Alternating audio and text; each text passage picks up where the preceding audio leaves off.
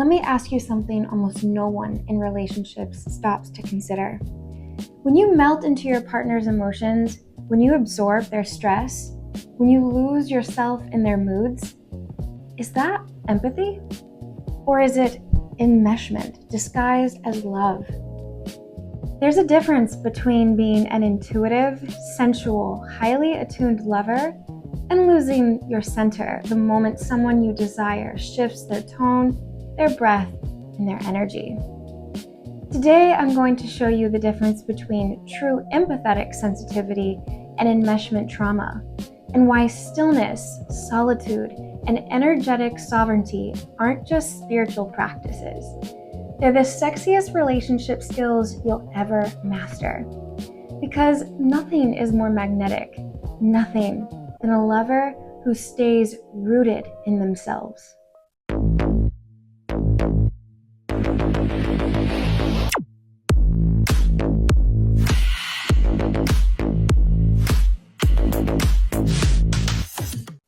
What's really going on?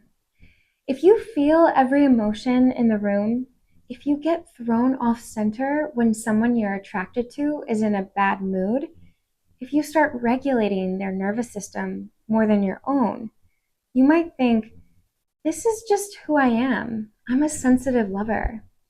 But sensitivity is not the problem. Sensitivity is sacred. It's part of what makes you a profound connected partner.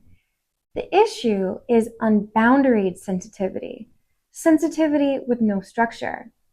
Empaths feel the field, and mesh lovers disappear into it. One creates deeper intimacy while the other destroys polarity. So what is enmeshment trauma? Enmeshment trauma forms when you grow up in an environment where your emotions weren't yours to develop. Your caregiver might have needed you as their emotional partner, collapsed their feelings into you, punished your independence, called you selfish for having needs, expected you to regulate their anxiety, made closeness equal obligation. So your system learned, if they're upset, I'm not safe. Love means merging. Connection requires self-erasure.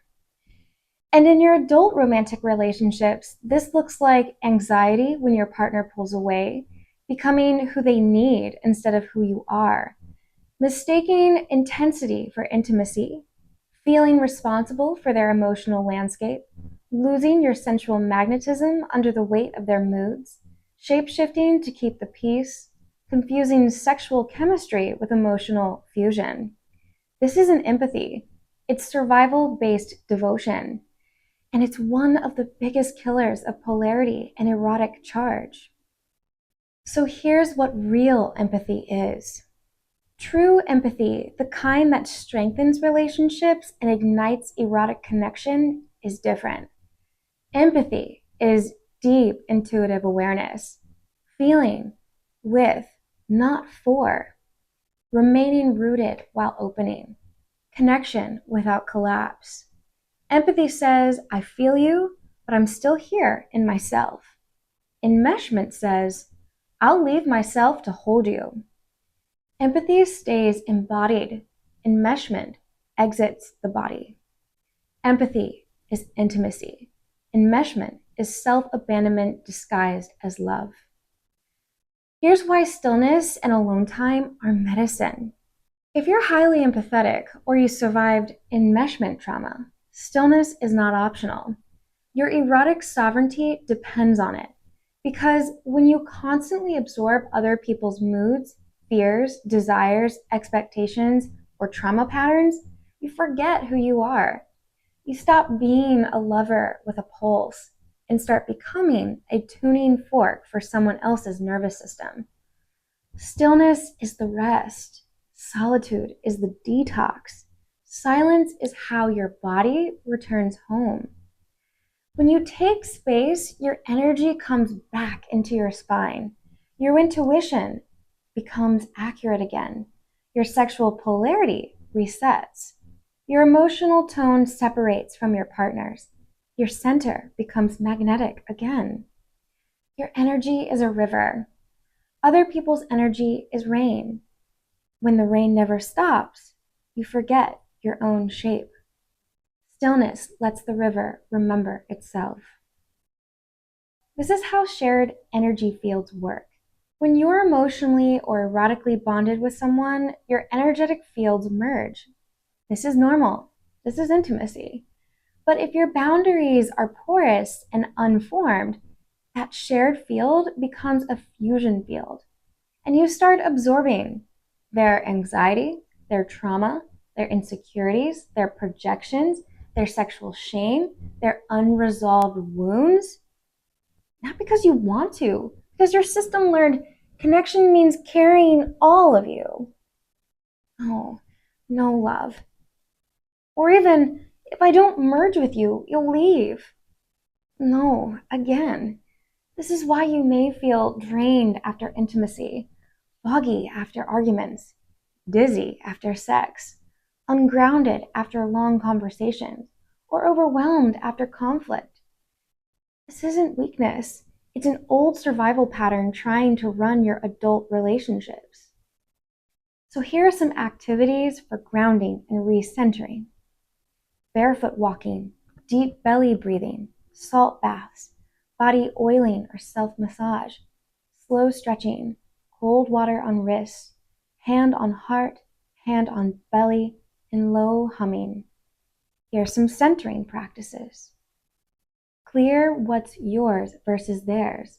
Journaling. What is mine? What is not mine? Visualizing your aura as your container. Calling your energy back. 30-second shaking. Saying return to sender. Saying your own name aloud. These practices pull your awareness back up into yourself and restore your natural polarity. What most people miss is that doing what lights you up is also grounding. Passion is presence. Joy is embodiment. Aliveness is a boundary. This includes, but is not limited to, dancing, creating, moving your body, cooking, being in nature, anything that makes you feel you again. When you do what ignites your spirit, your energy automatically returns home.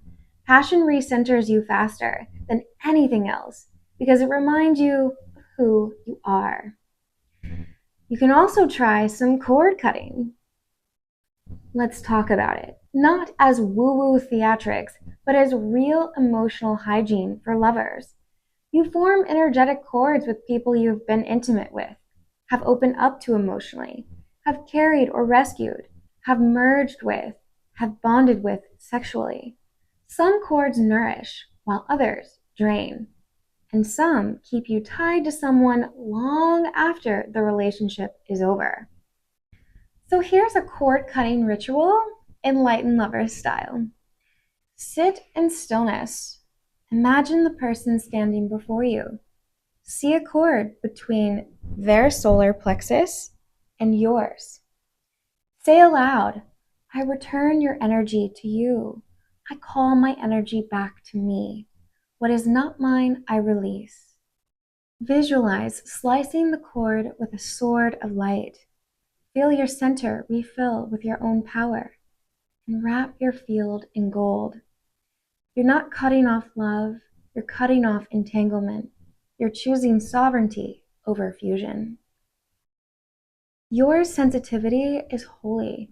Your empathy is a gift. But your center is your erotic throne. Enmeshment whispers, you must disappear to be loved. Empathy whispers, you can stay rooted and love deeply. Stillness returns you to your truth. Solitude returns you to your body. Cord cutting returns you to your power. And if you're ready to move from enmeshed to embodied, overwhelmed to sovereign, over attuned to centered, lost in others to rooted in yourself, then join me inside the Enlightened Lover course. Because the world doesn't need you to be fused with everyone else. It needs you to be in your body, in your truth, in your power, sexuality, sovereignty, in your center. And that is the true beginning of love. Sincerely and with love, Guru Amorah.